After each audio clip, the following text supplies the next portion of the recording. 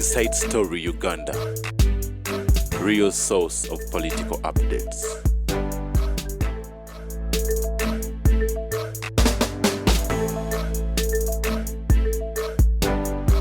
Mukuru Tamale tusayisa okulaba olwayo nyongera okukulisayo embalala mwabadde embalala mwabadde shema nga mugenze ku nteekateeka ya MK project ne kulaba nga bakuvugira mu benze menye bagamba Museveni muze tebanjagala ngera owa nengamba nti Mukuru Tamale nagaana okubigendamu ebyo nembaga nti nze vali yange si advisor naye nekinzijo byobufuzi batugamba nti ndoyo commerce and political value bo balowooza nti nze bajja kunjoga kapanyuke ku jirikiti enkyankomewo I've sacrificed a lot and dignity we are fighting with. I'm protecting my dignity.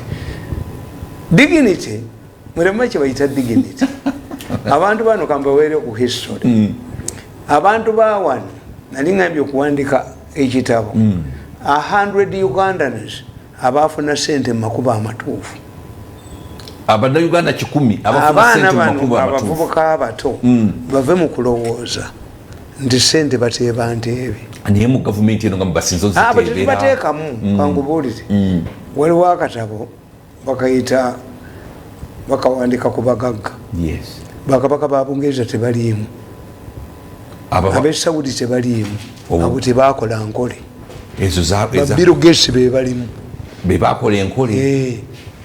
Bahamu. Be bakoze enkole. Yes. Ndi muganda nge Segawa. Bumunonye gye yava. Bajja yine hambowe. Basebala mu baani ne banoonya sente kati bali mu government abali mu government y'obote bali bafaisha Ndamulira Kawoya ne Muhammad Kajumbi abava mu government era kasa government yavaawo baagwa nabo sente ne zigenda where money goes, where political power goes through the window money goes through the door tebalekana batambulira. That's why when you examine Ugandans buli government ejja ne ba billions baayo billionaires baayo kubanga tebakola masisi tebali ku business acumenship. These are parastatals masquerading as private companies. Naye nga sente bazijja mu government. Yes. Ti omwana abba sente ewaka kasekoti bajja kitabwa agiwoneka waggulu taleka balagala ku ssomero watatuuka kujjayo sente. These are parastatals. These are not businessmen. Gaba berimbika mu makampuni nti bakola sente naye nga bali ku sente za government. Engoye z'omwattu ozigula wanze nzigula wakadingidi atunda bulungi ate wakisa yitayo kakase kyeŋŋamba beri kadingidi. Kadingidi yalagawa yagenda n'Amini. Amini bamujjako ne kadingidi ne kadingidi yagenda yali musajja mukonjo. Intra agala ne intra series abo bobote nabo ne bagenda. Charles Olyem kovumo nga talina kyatalina. Charles bamitanga Henry Mason Makamoti nga ina kampuni bagita makomiko ye minister ye deputy minister wobote mu finance yasigaza akantu aka hoteli akali wali kubakuli atina kakatunda kano kenda bekyengulu era kakatunda ave mu kintu gwalaba ku gondi ko handi gondi ono musajja yali wa Afro Motors yaletanga Pijoti Peugeot bamitanga Peugeot bamitanga nina bano bamuwako obwa minister president yekyale 10 abuuza nti ekyo ekibuga kyawa ngukiki kati yakyazitina sente natunda essomero eryo lyolaba kwa Kasi Avenue baganda baligula nsuubuka ne Rubeka twamala ennaku ezi tusombawo mmotoka era tebali kye bakyusaako okumulinga naye bali twalira ku $8 nga ayina kalina 3 buli mukazi ali ku kalina yiye eri essomero lyo Kasi Avenue Kabujja primary school gali maka g'okumulinga gali makabuka nga ayina kalina 3 buli mukazi ayinako kwe kuli ebizimbe ebyessomero eri ebisatu. Mukalazi yawemulanga mu bbaala ne bakuba mu ngalo n'abakulira omuntu ono akola enguudo teyatuuka okutunda enjegere ate kajena muwa omulimu ye musajja yasooka okuteeka okulaba tractor kuba twali tumanyi bagitanga bati gundi eyabayitale yakolanga enguudo kampuni nzemanyi enago abo bali bagundi abayi ba Yugoslavia naye mukalazi nga yakola enguudo ku mulembe gwokote wa UPC ziriwa anti gurupu ejja tekuwa ekuyetingawo baki bayo gwolaba tata avaawo mu India babajaji nti abagagga bavaawo ba Ford kiki lwaki bo bakuuma bakola ebyabwe nga tebiri ku gavumenti kati ne bana abagagga abafunye ssente ku mulembe gwa tebagenda kubeerawo nabo bajja kuvaawo tebajja kubeerawo because they are not operating on business acumenship, they are being helped to survive. Ate bwali jawuli jimu mpya bajja kubatulira kakati tolaba nti bano babiyinze kola babayambi ene bitatule eba muyambi sembule yagenda tebamuyambye nezimu yenyini yafa nga tebamuyambye kakati ebyo ffe tubistudying ntubitegeera how a system operates.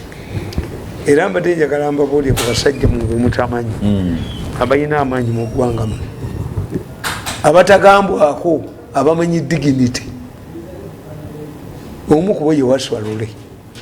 Waswalule no wafu waluba. Waswalule anti ali mutani wa Lule nga bamuleeta nga bamuwa deputy ki ayigigi balowooza nti mwangu kakati olunaku lumu Agustino Lizinda na mukama we yali alaze bweru. Waswalule najja mu conference center ali presenting ngani Luzindana yayanika obuziino obuli mu gavumenti buli kamu nakajja buli kamu yali yabitereka dda ng'alinze chance opportunity lwalifuna omukisa okukola ki tatadde corruption yali wodda sitatandise butandise akuze bukuzi Waswalule ne watandika omulwanyisa olala yali agenda kololo bamuwadde kaadi bamukubira mu kkubo abasirikale bacapa Waswalule empi anti abeefuulite kati Waswalule ekyamaanyi kyeyasembayo okukola Waswalule waliwo omusajja nga muyita kapiteeni Gayira ng'ali mu lubiri omwo akuba abantu emigatta akola ki akati baali babbye tikiti z'ennyonyi mutabani wa Ntaganda Ntaganda yali musajja ng'ali awo kibuyaawo ono Ntaganda Efraimu Ntaganda ono mulala no Ntaganda musajja ali awo ali simbu kakati Ntaganda mutani we nabba tikiti z'ennyonyi bamutwala mu lubiri Gayina n'amukuba n'afuuka mugogga yamukubya amasannyalaze nga lwaki Waswalule n'ayita Gayira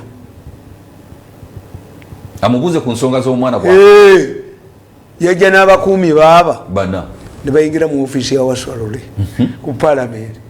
Waswalule yamugamba you want fit to be a soldier to be an officer nazimujjako Waswalule nazikuba mu mmeeza ye omusajja n'amugamba ennyota zange zino zampeebwa kamanda in chief toyina buyinza bukola ki buzinzijjako. Waswalule yaggalawo oluggi n'afuluma n'atambula nga Gayira asobola okuddayo mu barakisi egende nga talina nnyota olwo abakuumi be ate balina kye baakola baba bakyakuuma nga talina nnyota anti deputy Igigi w'amaanyi nnyo mu biseera ebyo si Betty Kamya Betty Kamya naawe kakati Gayira tasobola kuddawa mu barakisi talina kyasobola kukola Waswalule afulumye.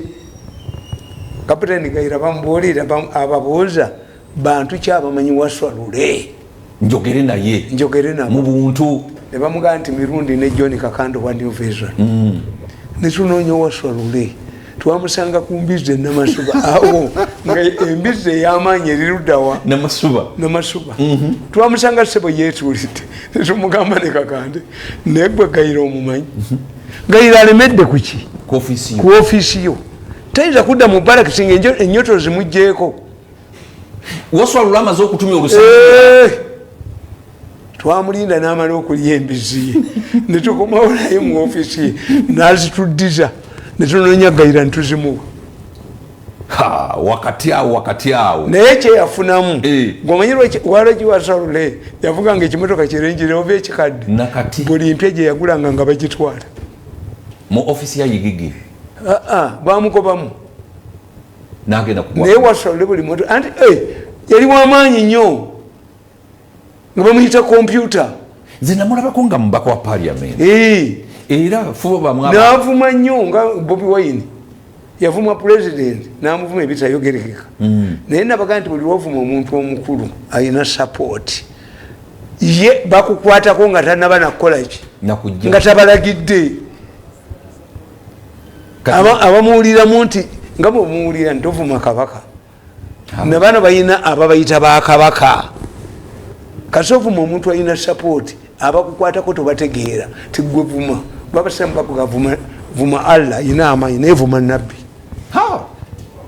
oba togalinye gye gava musiramu akutemako n'omutwe anti kakati mukye mutamanyi nti bano nabo balina ababawa nti tosobola kuvuma Bobi Wine Bobi Wine tasobola kuvuma mukozi naddamu n'afuluma nnyumba ye ate bw'ovuma Bobi Wine n'ababe naye alina ababe abamuwuliriramu kyobona nabaga nti Bobi Wine mukuba mukwatidde mu ango tomalaga mukuba bwolaba nkugaye nti muka Bobi Wine yakima ssente mbanja kukakuba akatambi bwenkugamba nti mukalo Bobi Wine yakima ssente mu gavumenti bavume mukozi nkayina naye tomala galumba okubanga naye akimanyi bayinza okukwatirayo omukono ababaana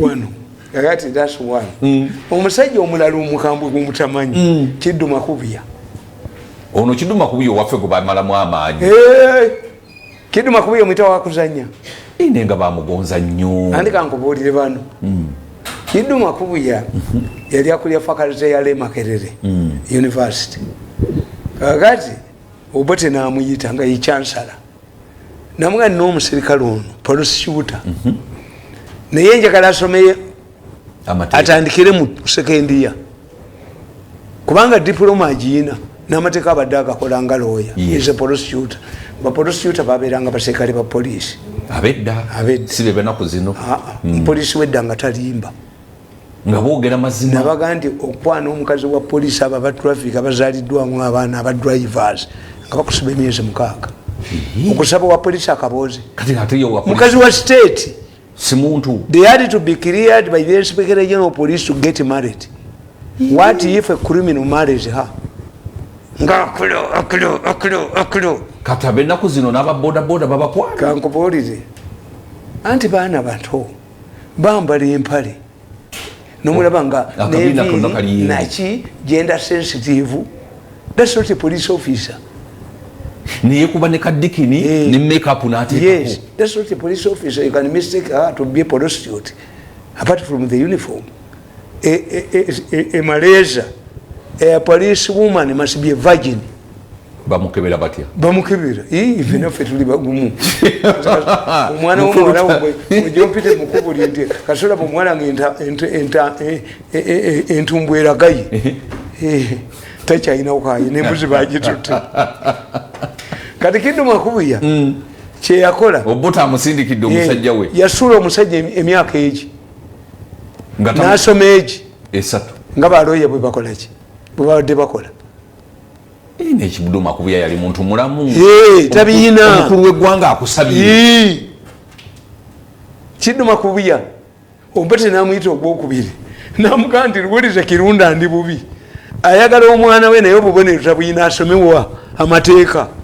Kidduma Kubiya yamugamba tajja gasoma talina qualifications agamba Obote chancellor tajja kusobola talina qualifications ziyingira mu law.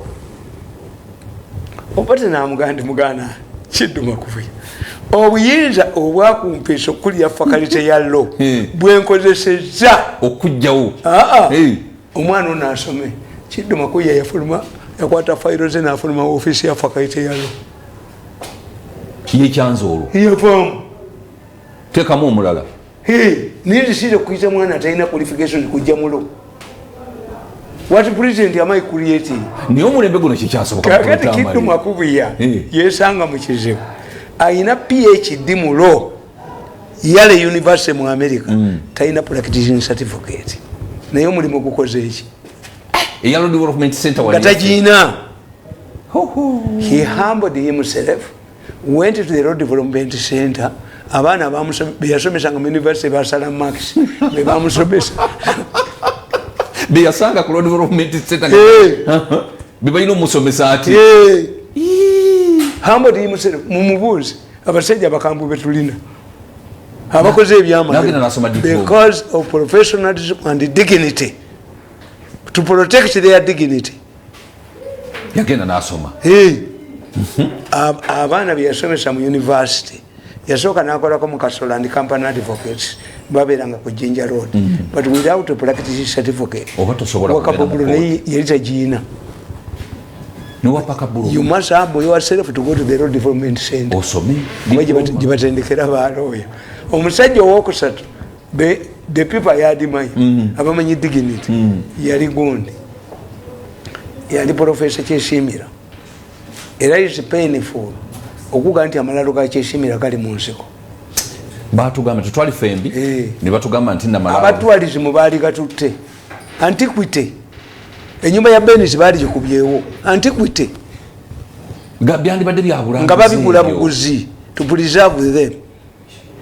Nga hamu bwabazimbidde ekizimbe is an antiquity baali tebakimanyi nti after the second world war Uganda yawola Bungereza paundi emitwalo aga mu lutalo negulamu n'emmeri Uganda. Government y'Emmengo yawola government ya Bungereza paundi emitwalo 10 ne bazimbiramu ekisaawe ekiri. Is an antiquity. Antiquity inali uluzindala tevaawo. Ekisaawe ekya hamu kikyali kyaffe. Si kikyenga omuntu. Private gundi partnership nekyabalema. Kagulusi yali ku sente mugumba wandikidde akatabo ku kisaawe ekyo. The history of Nakivubo Gold. How hamu was conquered. Professor Kyesimira amalalo gali mu nsiko. Utubyana antiquity mubba sente Kyesimira akulonda kwa kinana bwe kuggwa. Abasoga twalina DP ina abasoga 11 nga tulina abaka parliament 5 mu bana abasoga 10 bakyuka ne baddaibwa mu UPC mwali mu Kazungu mwali mu Gunde Wayibale yali wamanyo mu DP mwali mu Bigombe ye agamba abadde nti abangu nze samanyira opposition nzizeyowa ono beti Bigombe ndoza waliwo Bigombe era nabuuza abadde mu kinaana Kawanga omuto ne mugandi lwaki muddidde abaipisi nemba wa kadi yaffe Kawanga nanga nobody defects from a ruling party. What if we don't win?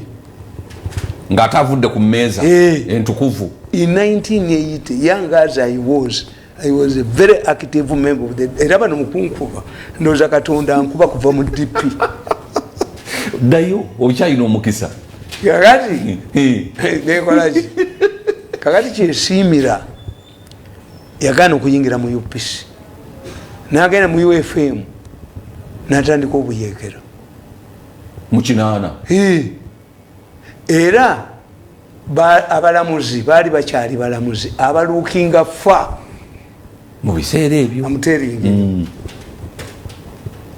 judges and politicians should look for mukwano gwange tumukunde yali mukwano gwange nnyo naye tomulamu tumukunde bamusindika Kenya. Tumukunde si yakuwalampya ekisaakaate n'ogwebweru tumukunde yali mukwano gwange nnyo.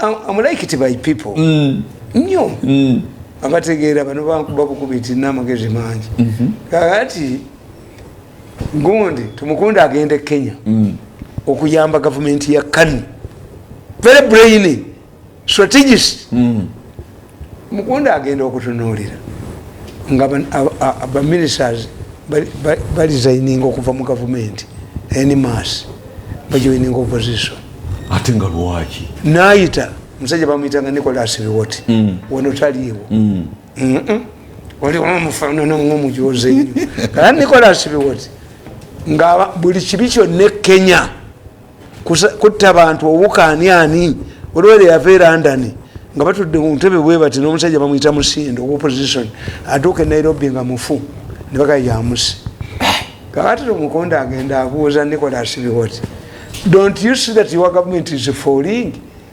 Why doesn't your president drop Uhuru Kenyatta? Nicholas Kuti yamugamba, younger man, you don't know Kenya more than us. In any country's history, one group that has been in power must surrender that power to another group of the country to continue.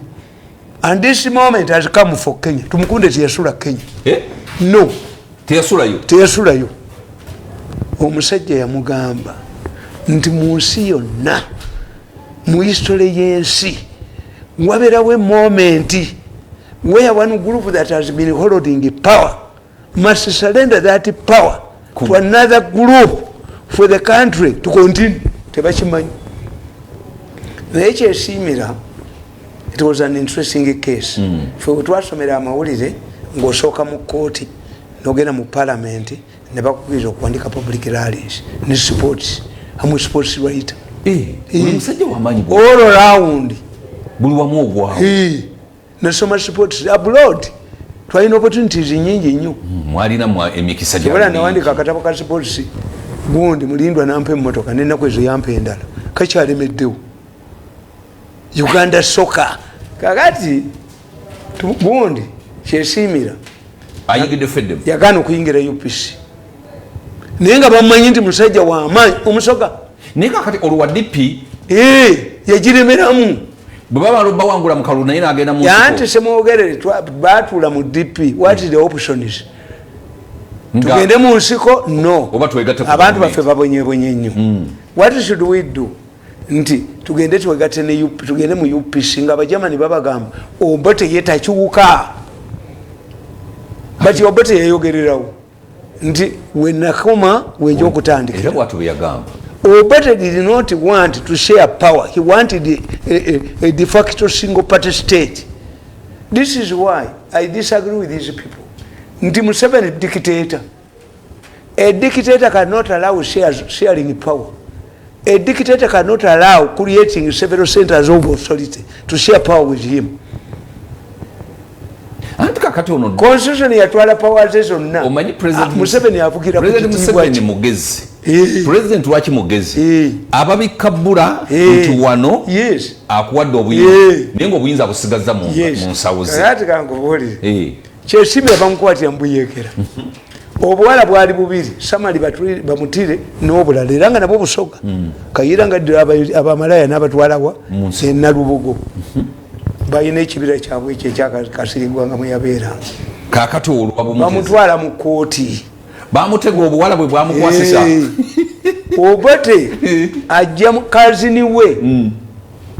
Mr. Justice Arthur Oda yali legal officer mu UCB amufuula judge. Awuzesaani kyesiimira omusajja oli yali aluukinga fa siba n'abalamuzi.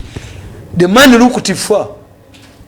Yamanya ekyatumukunde kye baamugamba nti at any given moment in a country's history there must be a group that surrenders the power to another group for the country to continue.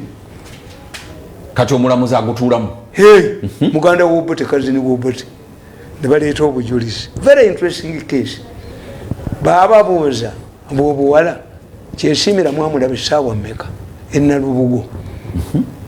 Omulamuzi ababuuza ne bagamba twamulaba essaawa 8 ogw'ekiro. Mulenga omugenzi Mulenga Joseph Nyamihana ono yali muna DP nnyo. Yes. Made a submission of 14 days, the longest at that time in Uganda's history.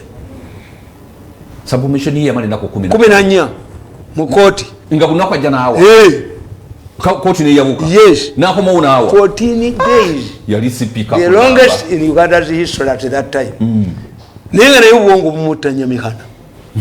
Era bano bamuwako obwa minister obwa justice oba bwa. Mulenga. They were looking for brainy people until the time ne babatya. Kakati gundi ababuuza mulamuzi nti mwamulaba essaawa mmeka nti 8. Parliament eri etuula. Mubaka bwaki? Wa parliament. Ne babagamba nti Mulenga yali mu parliament ekitabo kikulaga. Yejja n'awandikamu n'afuluma. Yejja mu parliament n'ali gestalinga mu kitabo kya parliament. Ye n'agenda mu buwala. Ye n'agenda mu buyekera. Omulamuzi n'aluulinga. Obote gwe yaleese naye atunuulira ki? Future. N'agamba nti there is nobody, human being, who can be in two places at the same time. Nabera mu parliament. Ekitabo kikulaga yali luddawa. Mu parliament. Naye yasayininga n'afuluma. Bote bakitegeera. Omulamuzi yamaze dda okutegeera nti ekintu ky'obote kikola ki. Kigwa. Era yali chairman wa Human Rights Commission. Museveni yamugjayo. Anoonya credibility ye. Atunula maaso. Bano tebatunula maaso sente. Ne political patriotism. Kakati gundi ne babuuza kyesiime gundi obuwala ne bugamba n'abubuuza omulamuzi. Kyesiimira ali ayogera lulimi ki? Olwo Kyesiimira ali luzira. Bali mu kooti. Yayogera luzungu. Lwaki mulowooza nti yayogera luzungu? Oluganda talumanyi. Baleeta oba bajinganjinga certificate nga Kyesiimira yafuna distinction mu Luganda. Ani yali akola ebyo byonna? Baali bagezi. President Museveni yali mu nsoko yabikolanga. Balooya at that time bakayondo baali bagezi nnyo, si takataka. Sibe bana abafuga. Sibe bana bakolera sente. Bamanyi omulamuzi mugule. Bayina argument. Omusango gwa kiri mutu omanyi gye baagukola. Kayondo yakwata Kasirye Gwanga. N'amubuuza mwali kodinga akatambi nga bano boogera nti kakalaki tekabulaka baleeta keeru nga bakadabizi. Banange busajja nga balina obuwongo. Kakati olwo omuwala Kayondo n'agenda ku Kasirye Gwanga n'amukola bwati. N'agamba omulamuzi, my lord, this man smells banga. Munywanjaga. Kasirye n'akipinga calm. Kwa yali agala amukuba oluyi. N'amugamba erinnya lyo Kasirye Gwanga kitegeeza ki? Revenge. Why are you Kasirye Gwanga? 3 people killed my brother. Kasirye was in the Air Force. I've so far killed 2. I'm looking for one. Mukoti. Kayondo n'agamba omulamuzi, my lord, sentence this man on his own way for murder. Bali baliwo yasibu bali basajja bagezi abatakuli hayuguhugu kumata hayuguhugu nga bagezi bali nya ku ntebe bwe bati nakutunulira bano we bali bano kuwa basoma ki kakati olufedde mu omusajja ayina distinction mu Luganda mwala bamulala ekyamala mu ekiko kyali kimu mwamulaba mu kibira kinti Nalubugo omulamuzi n'ayita atalasi. Show me where Nalubugo forest is. Nalubugo mu forest mwebiri tuyina thicket akasiko tuyina bush tuyina recognized forest. Omulamuzi n'atakyesiimira obote gwe yeereetedde naye nga amaze kuluukingawo naye obote yawulira atya ku mulamuzi yamuteeka ku detention order. But when the president came, Yamu Minister of Planning and Economic Development, yafanywa busiki. Oyodo? He preserved himself. Mr. Justice order. Gumukeberani yalayiza Museveni. Uyali order? Kubanga Museveni agenda okujja mu power. Ng'omulamuzi gwe tulina muzungu. Aleni. Aleni nga muki? Muzungu. Nga Museveni ayinza okulayizibwa omuzungu. Museveni yagamba nti some of these people cannot be policemen in their own countries. When they come to Africa, they become judges. Museveni yajjawo kugundiko source of the Nile nagandi the first person to select Victoria was no. They were Ugandans here before. Oyo mulamuzi yete yadduka muwambye. Okero yamuleeta. Nalonda Kayondo kubwa commission ebungereza era yabawabira. Kakati Professor Kyesiimira ye yafunira wa mu government ye. Anti bamu obwa minister. Bakazungu bafa. That's why Busoga is dominated by women. Abasoga bali bafiira muki? Obote abali abagezi. Abasajja bafa. So what I'm telling you, if you have a chance and the capability to preserve your dignity, to preserve it. Nzina bagamba nti mbasonyi bagenda nti sibasonyi ayonole alawulire mu operate nakulabye embalala ng'owanika emikono ng'abantu banyiivu nnyo naye ng'ate gwe bakuddamu naye gwe kankubuuze Mirundi omumanyi mulabira wano genda obuuza science musemeza temuyinza kudda musemeza ne muteeka mu kyalo a professor of political science can confuse you. First of all, abantu bakkiriza nti yasoma. He's a professor. Si batango odoyi. No. Wamusanze Shema. Ye yanyaniriza. Ebintu byamukwatira ye bitala naye. Asobola okubanga gyali naye gwe tamijja. Ekyokubiri kye nazuula. Abantu bano bali mu Museveni olukwe. Museveni ayambiddwa nti mwana we. Naye if it was somebody else. Abantu bajja bonna to palages kwemuka ataliwo ng'ekifaananyi weekiri. All MPs kankubuli. Many people, MPs and ministers, ekiro bagenda ne basinza mu ba coordinators. Kuba bakitegedde nti the future ani agirina. Muhozi. Politics is perception. Lwaki soka ne nkumbuza mukulu ta. I'm telling you. The man is very popular. Bamukwata kwengula abajuza bakubye nganze n'abateeka ku ttaka.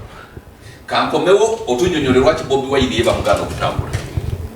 Muhozi yeba mukiriza okutambula. Omulungi omulabi wa Baba TV tukyagenda mu maaso ne mukadde waffe Tamale Mirundi program yaffe. Onerijjamu nga weerijja mwana. Tugendeko mu birango n'oluvannyuma tukomewo ne mukadde waffe Tamale Mirundi atubuulire lwaki Muhozi atambula. Muhozi tatambula. Muhozi tatambula n'ekifaananyi kye.